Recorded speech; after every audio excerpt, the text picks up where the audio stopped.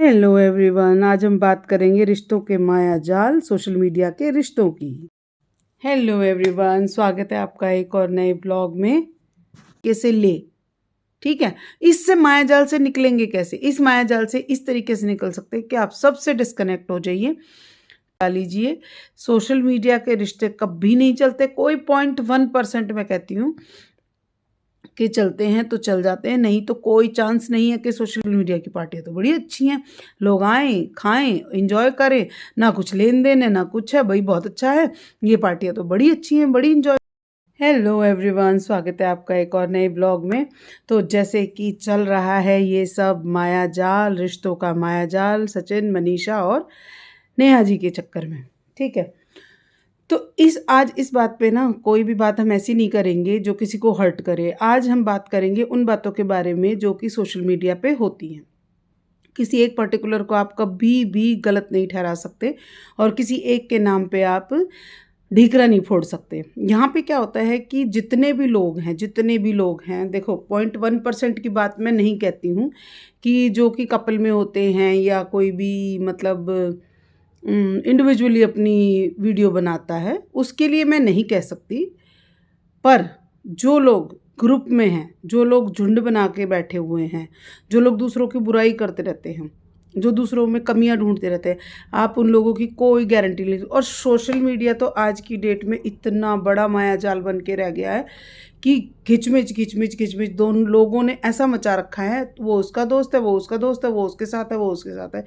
भाई साहब, पहले ये चीज़ें ना गांव देहात में या शहरों में भी, एक पर्टिकुलर चीज़ को हम नहीं बोल सकते, बट एक जगह की अगर हम बात करें तो पहले ये चीज़ें ना बड़े किसी हज़ारों लाखों में से किसी एक के साथ होता था।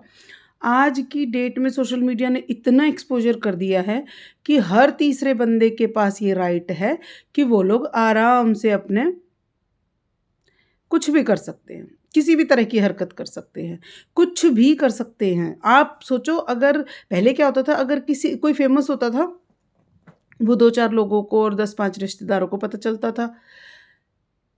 कोई बदनाम होता था, किसी के साथ कुछ गलत होता था, वो भी 2-4 लोगों, गली, मोहल्ले, नुक्कड़ या गाँव कस्बे तक जाती थी बात। या अगर कोई बहुत बड़ी चीज़ हो गई तो न्यूज़ में आ गई और न्यूज़ में भी सब नहीं देखते थे। बट अब क्या हो गया है, अब किसी के साथ भी इतनी सी बात होती ना, वो सीधे सोशल मीडिया पे डालते हैं। अपने घर में अगर खीर भी बनी होगी तो उसको भी सोशल मीडिया पे डालेंगे, सूखी रोटी बनी होगी तो भी सोशल मीडिया पे। तो भाई रिश्ते कैसे बच सकते हैं सोशल मीडिया पे आने से? तो इन रिश्तों का जो कबाड़ा दुनिया ने किया है ना, जो कबाड़ा दुनिया ने किया है, उसको आप इसमें मतलब आप खुद समझो कि मायाजाल तो है ही। जब एक रिश्ता हमारे घर में है, हमारे पास है, हम उस रिश्ते को छोड़ के किसी तीसरे पे भरोसा कर रहे हैं तो गलत है, तो हम खुद ही है ना, है ना? इससे पहले का किस्सा आपने जो एक लेडी ने सुसाइड किया था, मुझे नाम नहीं याद है उसका, कौन थी वो?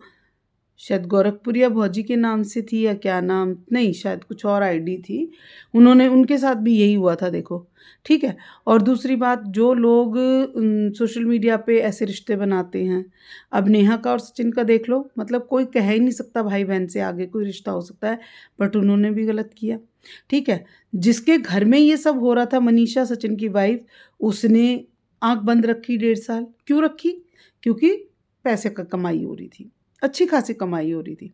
तो कहीं न कहीं किसी न किसी रीज़न से किसी के चुप रहने का कारण ये होता है कि वो इंसान नहीं चाहता कि भई मैं किसी भी तरीके से इस इंसान को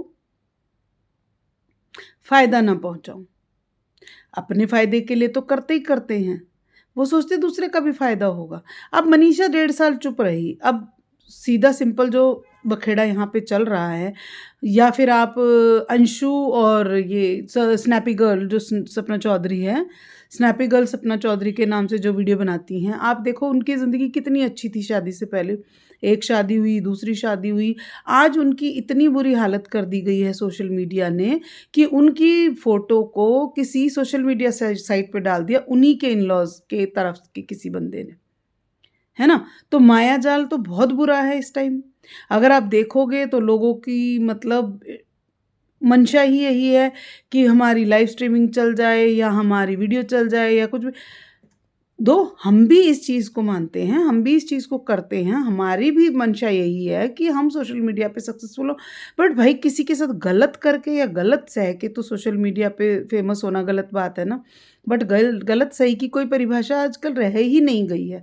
हम कितना ही भी ये सोच ले, कितना ही भी कर ले कि हम इस माया जाल से बच सकते हैं, मगर किसी भी हालत में हम नहीं बच सकते। आप देखिए अभी तक अंकुश और उसकी वाइफ, अंकुश सक्सेना जो आईडी है, उसकी वाइफ कितना मतलब लोगों को रोस्ट कर रहे थे। कभी नीतू दीदी को रोस्ट कर रहे थे, कभी सरिता जी को कर रहे थे, सरिता दरक को, सरिता जेठू दरक वाली जो आईडी है उनको कर रहे थे। आज तुम्हारा ही बैंड बजा दिया सुबह सुबह कम्युनिटी में, हैं कि हम मेरे घर से दूर रहो।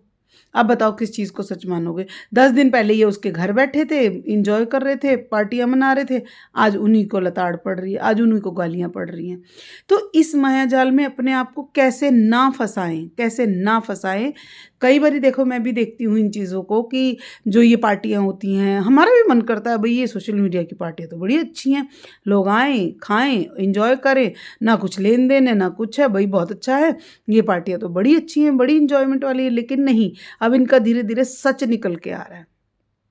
जैसे रिश्तेदारी में सच निकल के आता ना 2-4 महीने बाद, 2-4 साल के बाद, कि भी लोगों ने क्या किया क्या नहीं किया और किस तरीके से लोगों का फ़ायदा उठाया। तो वही चीज़ अभी भी निकल के आ रही है कि देखो क्या हाल होता है सोशल मीडिया के रिश्तों का। तो आप किसी भी वे में इस बात को लगा लीजिए, सोशल मीडिया के रिश्ते कभी नहीं चलते। कोई 0.1% मैं कहती हूँ कि चलते हैं तो चल जाते हैं, नहीं तो कोई चांस नहीं है कि सोशल मीडिया के रिश्ते कोई सही तरीके से ले।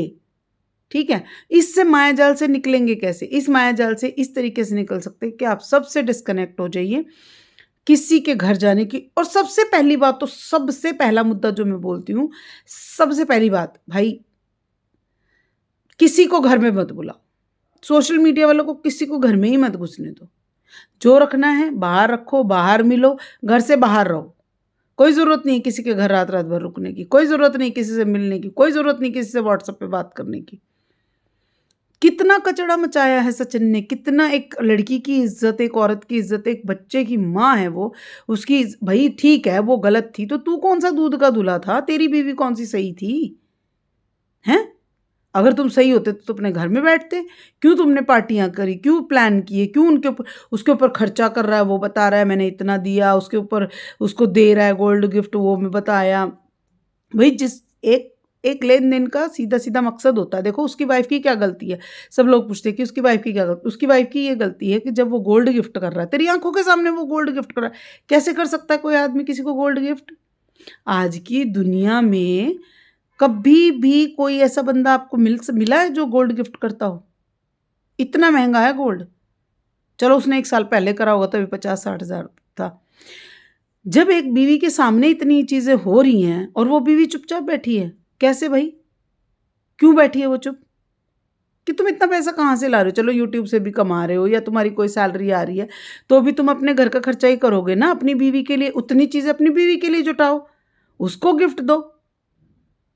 कहाँ से ये बातें सही होगी? तो इस मायाजाल में फंसने का, से निकलने का एक ही तरीका है कि डिस्टेंस रखो। जैसे एक घर परिवार होता है, उसमें कुछ रिश्तेदार बहुत अच्छे होते हैं, कुछ रिश्तेदार अच्छे नहीं होते और उनके घर, उससे हम थोड़ी से डिस्टेंस कर लेते हैं। तो ऐसे ही इन रिश्तों के मायाजाल से हमें डिस्टेंस करना पड़ता है, दूरियां बनानी पड़ती हैं। जो लोग हमें बचपन से जानते हैं, जो हमारी ज़िंदगी का सच जानते हैं, वो ही लोग हमारे साथ या हमारे दुश्मन हो सकते हैं। इन लोगों को क्या पता है हमका क्या है क्या नहीं है। तो मैं अब इस वीडियो को एंड करती हूँ क्योंकि बहुत लंबा हो गया है।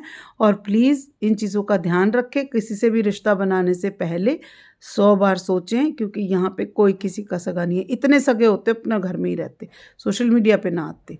Thank you so much.